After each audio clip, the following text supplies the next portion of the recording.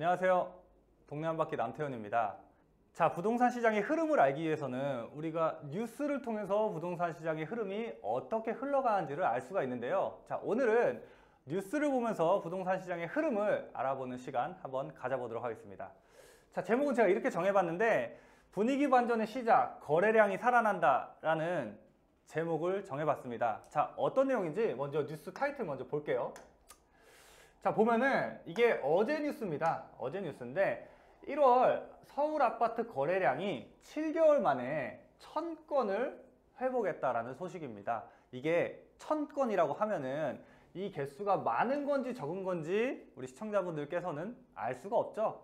그래서 좀 수치를 가지고 데이터를 쭉 한번 보면, 자, 이게 서울시에서 운영하는 부동산 정보 플랫폼이 서울 부동산 정보 광장이라는 데가 있어요. 자, 여기 가면은 서울에서 거래된 부동산의 어떤 내용도 다 알 수 있고요. 뭐 전월세 이런 것도 어떻게 거래되는지 다 알 수 있는 사이트인데, 이 서울 부동산 정보 광장에 따르면 올해 1월 서울 전체 아파트 매매 거래는 1108건으로 집계가 됐대요.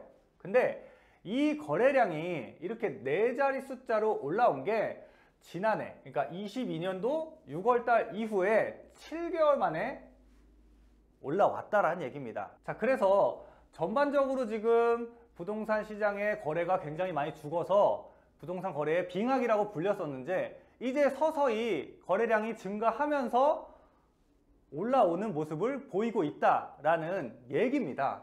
수치로 한번 보면은요, 이렇게 돼 있어요. 이게 22년도 작년 1년 동안의 부동산 거래량인데, 보면은 1년 동안의 부동산 거래량이 최소한 4자릿수는 기록했어요. 물론 2월달은 빼고 4자릿수를 전반적으로 기록하다가 본격적으로 거래량이 줄어들면서 3자릿수로 온 게 7월달경이죠. 자, 이쯤이 사실 미국에서 금리를 급격하게 올리면서 우리나라도 기준금리를 따라서 급격하게 올려서 시장에 그 금리 인상의 여파가 미치던 시기랑 같다라는 거예요. 그래서 쭉 이렇게 3자릿수로 거래량이 기록을 하다가 요번 2023년도 1월달 들어서 드디어 다시 4자릿수를 회복했다라는 겁니다. 자, 이거는 제가 따로 준비한 자료인데요. 자, 보면은 21년도에 서울 아파트 거래량입니다. 이 거래량을 보면 가장 거래가 많았던 1월달에는 5766건이고요. 가장 거래가 적었던 12월달에도 1127건이에요. 그렇다 보니 1년에 거래량의 평균을 내보면 월별 거래량이 어느 정도 됐냐고 한다면 약 3,500건 정도 됐다라는 겁니다. 근데 제가 앞선 페이지에서 말씀드렸던 거는 현재 거래량이 4자릿수로 와서 얼마가 거래됐다고 했죠? 약 1,100건 가량이 거래됐다고 했잖아요. 그렇다 보니까 작년에 거래됐던 평균, 월별 평균 거래량의 이제 3분의 1 정도 된 거예요.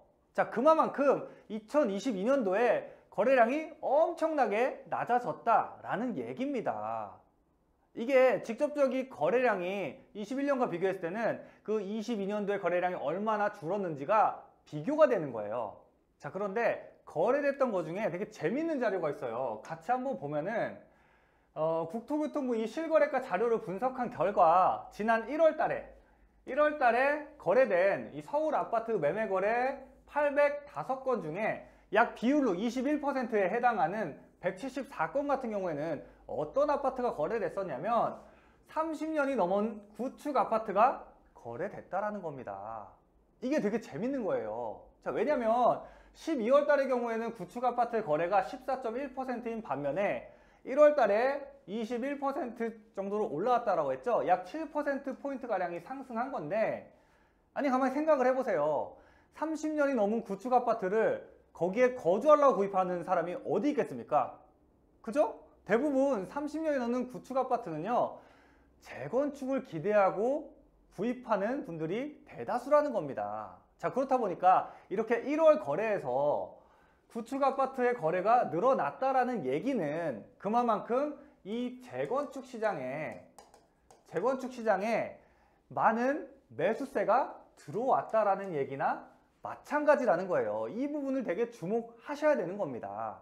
자, 그리고 제가 이 아파트 거래량과 더불어서 또 하나 재밌는 기사를 한번 가져와 봤는데요. 역시 같은 날 나온 기사예요.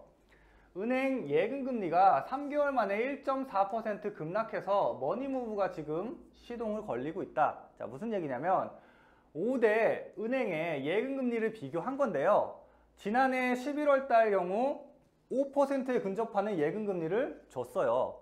은행에다가 내가 돈을 맡기면 5%대까지 이자를 줬다는 얘기죠. 자, 근데 지금은 어떠냐? 2023년 2월 10일자 기준으로 나온 건데 3% 중반대입니다. 3% 중반대. 자, 불과 약 3개월 만에 1.5% 가까이 내려갔다라는 거예요. 자, 지금 한국은행 기준금리는 오히려 상승하고 있는 추세죠. 그런 추세에서 실제 우리가 피부로 체감하는 은행에 내 돈 넣었을 때 받을 수 있는 그 은행 이자는 오히려 줄어들고 있다는 얘기죠. 자, 그렇다 보니까 어떻게 되겠습니까? 은행에다 넣어두면 되겠어요? 이미 빠르신 분들은 이미 움직였다라는 거예요. 보면은요, 5대 은행 정기 예금 잔액이 지난달 말 기준으로 812조 2,500억 원이었는데 이게 이번 달에는요 6조 1,866억이 감소했대요. 은행에 맡겨놓은 돈의 총량이 줄어들었다는 얘기입니다. 이게 감소세라는 얘기예요. 이거 굉장히 중요합니다. 자, 그러면은 이 돈이 어디로 흘러갔겠습니까? 어디론가 흘러갔을 거 아닙니까? 은행에서 돈 빼서 우리 집 장롱에 고이 보관하지는 않을 거 아니에요. 그 돈이 어디로 갔냐면 채권이나 주식시장 등에 보면은 이 투자자 예탁금이라는 게 있습니다. 주식에 투자하기 위해서는 주식 계좌를 개설해서 그 안에 돈을 예치해야지 그 돈으로 투자를 할 거 아닙니까? 이 예치금은 원래 지난해 말에 46조 4천억 수준이던 게 지난 1일, 그러니까 2월 1일 기준이에요. 2월 1일 기준으로 51조 5천억까지 약 5조 원 정도가 증가했어요. 아까 예금 총액 빠진 거 기억하시죠? 그 금액이 이쪽으로 주식시장이라든지 채권 시장으로 옮겨왔다라는 겁니다.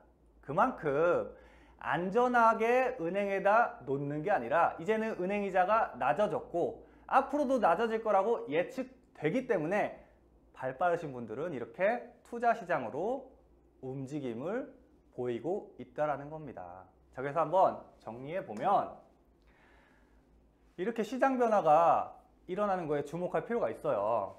이 거래량이라는 거는요 변화의 시작입니다. 자, 무슨 얘기냐면 부동산에서 뭐 신고가가 찍혔다 혹은 굉장히 가격이 많이 낮아져서 되게 낮은 가격에 뭔가 물건이 팔렸다. 그러니까 즉 부동산 가격이 떨어졌다 혹은 올랐다. 이거는요 가만히 있으면 일어나는 게 아니에요. 이 거래가 있어야지 일어나는 겁니다. 거래가 있어야 이게 오른 가격에 팔리든 내린 가격에 팔리든 어쨌든 거래가 있어야지 시장이 변화하는 건데 지금 이 거래량이 늘어나고 있다는 얘기예요. 즉 시장이 슬슬 변화하고 있다는 얘기죠. 자, 여기에다가 기사에서도 나왔다시피 이렇게 발 빠르신 분들은 이미 탈은행화 하고 있어요. 예금이자 너무 낮아지니까. 앞으로도 낮아질 것 같으니까. 그래서 발 빠르게 다른 투자처를 찾고 있다라는 거죠. 자, 근데 그 투자처 중에 의미 있는 게 어떤 거냐면 이 재건축 시장에 아까 통계에서도 나왔죠. 이 재건축 대상 아파트들, 그러니까 오래된 아파트의 매매량이 증가하고 있잖아요. 거래량이. 그렇다 보니까 이 재건축 시장으로 돈이 들어오고 있다라는 해석을 우리가 할 수가 있는데 이 재건축 시장은요. 부동산 시장에선 선두주자예요. 자, 왜 그러냐면 한번 생각해 보세요. 재개발 같은 경우에는 굉장히 좀 지역이 낙후된 지역 이런 곳에서 새 아파트로 바꾸고 또 그 지역 자체를 변화시키는 게 재개발인데 자, 재건축은 어디서 일어나죠? 입지가 좋은 곳에 즉 기반시설들 도로도 잘 깔려있고 공원, 학교 뭐 이런 거 잘 돼 있는 곳에 집이 낡은 그 지역에서 집만 새 걸로 바꾸는 게 이 재건축이잖아요. 그렇다 보니까 한마디로 부동산 시장에서 조금 여력이 있는 좀 여유가 있는 그런 사람들이 주로 시작하는 게 이 재건축이에요. 그런 사람들이 시작하는 게. 그래서 항상 부동산 시장이 새롭게 상승하고 혹은 좋다가 하락하고 이런 어떤 부동산 시장의 변화가 있을 때는요. 이 재건축 시장이 항상 먼저 움직였어요. 근데 지금 어떻다? 이 재건축 아파트의 거래량이 증가하고 있다는 겁니다. 이거 지금 부동산 시장에 심상치 않은 변화가 감지되고 있다는 그 신호로 이해하셔도 좋을 것 같아요. 자, 오늘은 부동산 시장의 흐름을 읽는 시간 한번 가져봤어요. 자, 앞으로도 제가 꾸준히 부동산 시장의 흐름을 읽는 그러한 컨텐츠를 제작해서 우리 시청자분들께 보여드릴 테니까요. 관심 있게 지켜봐 주셨으면 좋겠습니다. 자, 오늘 준비한 영상은 여기까지입니다. 오늘 준비한 영상이 좋으셨다면 좋아요와 구독하기 또 알림 설정 버튼 눌러주시고요. 자, 그러면 저는 다음에 또 다른 컨텐츠로 돌아오도록 하겠습니다. 감사합니다.